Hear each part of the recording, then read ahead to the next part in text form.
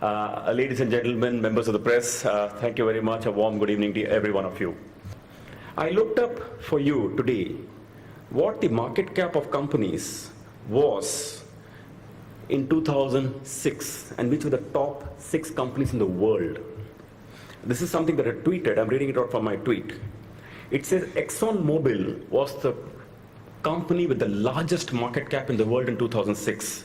And their market cap was $362 billion. The next company was General Electric with a $348 billion market cap.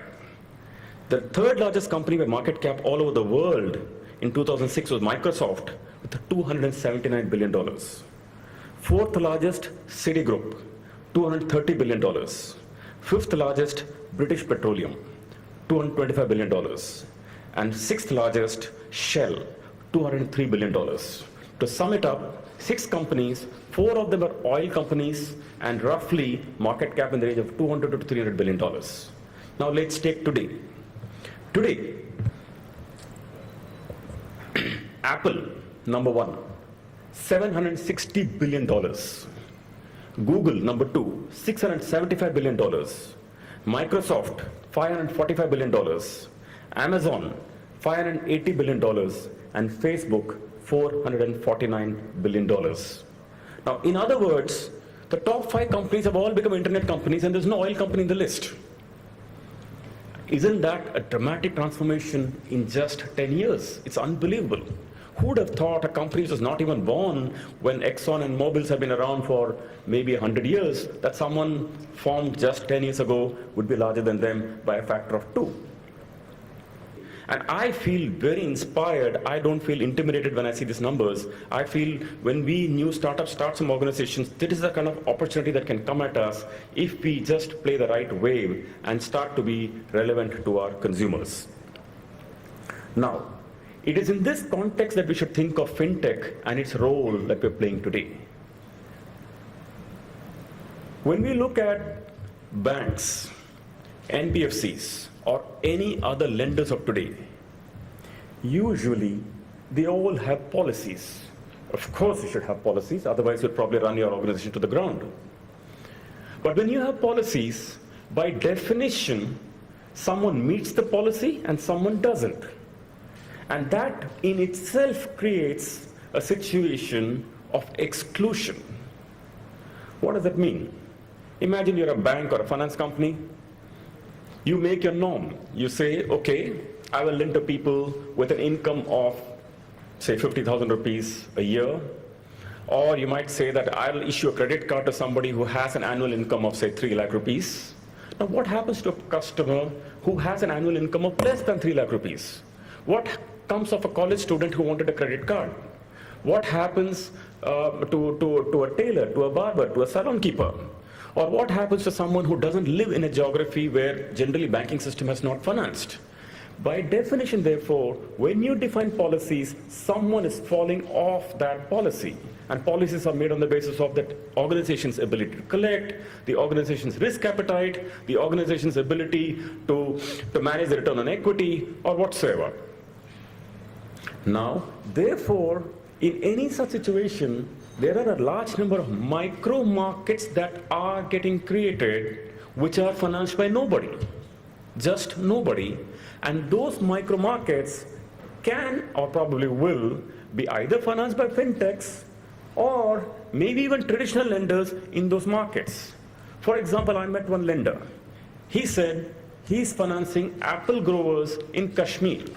I said, what is the tenor of the loan? He said 6 months. I said, okay, 6 months. He said, no, sometimes it could be 3 months. I gave him money, he produces the apples, he pays me back in 3 months. No bank can make a policy of financing somebody for 3 months. Not that we know of.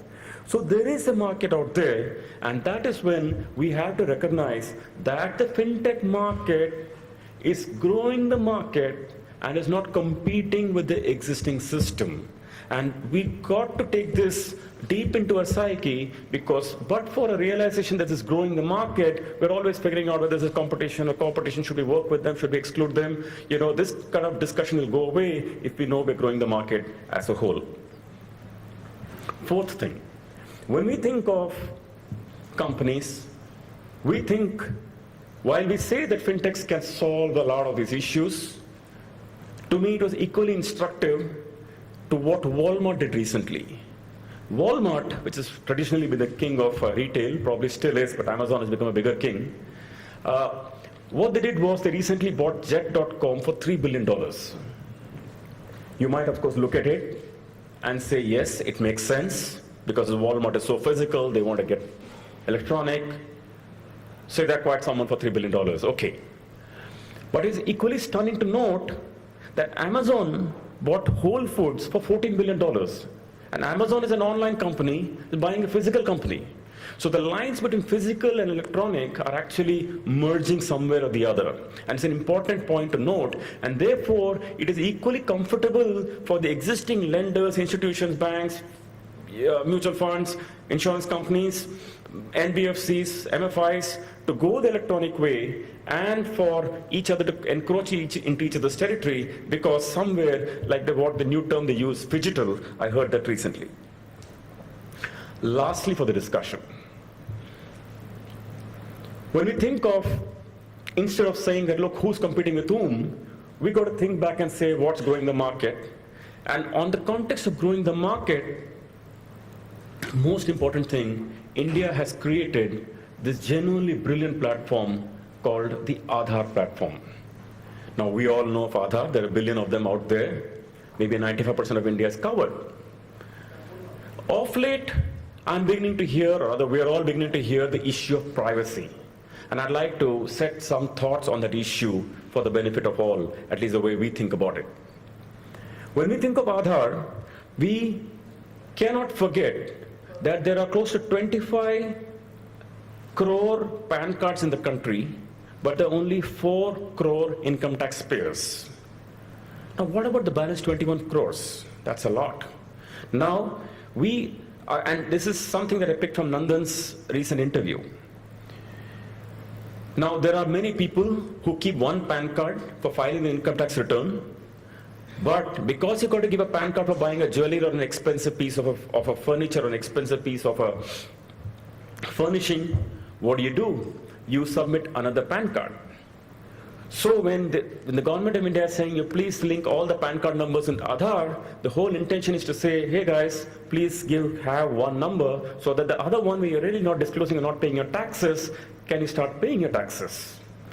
Mobile phones. There are a large number of people who carry maybe 2 or 3 SIM cards, and many of them could be antisocial elements, could be terrorists, could be anybody. And recently when the government of India said that, look, you please, with every mobile number, attach your PAN card, there's a furor saying that, hey, there's a privacy issue out here. But at the same time, we should also realize that this is a security issue.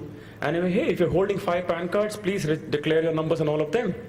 Otherwise, we come after you and we found that this mobile number has been misused. We need to know who the person was. And at least you cannot run away from your identity of a thumbprint of an iris.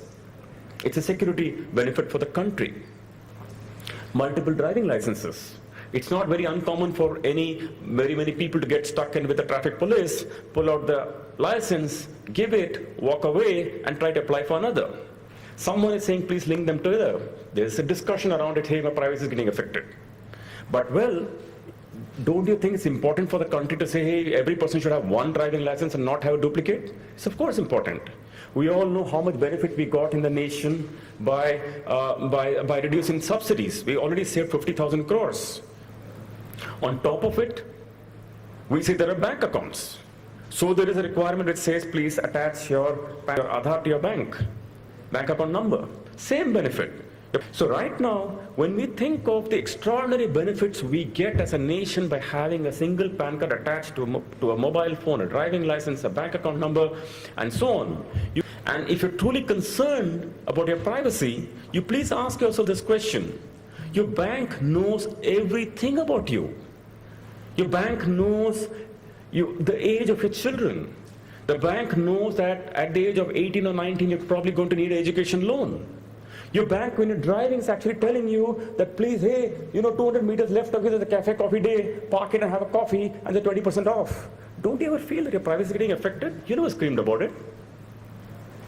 A mobile phone company, when you land in Delhi or land in Calcutta, thank you, welcome to Vodafone Delhi, or welcome to Airtel Bombay, and thank you very much, stay here. That's privacy. Google knows everything about you. There are thieves who are actually tracking your Facebook account. And when they know that you're on a vacation because you're posting your vacation from Switzerland, they know you're not at home. And there are cases when actually somebody has come and burgled your home. That's privacy. That's lack of privacy. A lot of people actually accept friend invites. 25% is the number that the survey says. Friend invites from unknown people, strangers. Does this affect your privacy? Google knows, and your internet service provider knows, where are you surfing, whom did you call, whom did you chat with, what did you text on SMS. That's not privacy. Privacy issues all around us. But when Aadhaar takes it, and which is tremendously beneficial for the country for the reasons we talked about, from security reason, fiscal deficit reason, subsidy reason, then we talk about privacy issue. Therefore, I would say that every one of us in our own ways have to support this, because it's an extraordinary platform that has been created, both the Aadhaar as well as the India Stack. India Stack is another brilliant creation on the basis of UPI runs, on the basis people transfer money to each other literally by a pressing of a button. And just unbelievable. No other infrastructure like this exists anywhere in the world. People are surprised that India can pull this off. Actually, they shouldn't be. So the point, therefore, is that there is just so much that we have covered, and there's an extraordinary infrastructure we had, which we should all support. What's good for the nation is eventually good for all of us. So on this note, I just say that the Fintech has got an unbelievable opportunity in India, and in many ways is going to transform our lives in more ways than one. Thank you very much, ladies and gentlemen, this evening. Thank you. Thank you so much, Mr. Vaidyanathan. That was indeed food for thought. I'm going to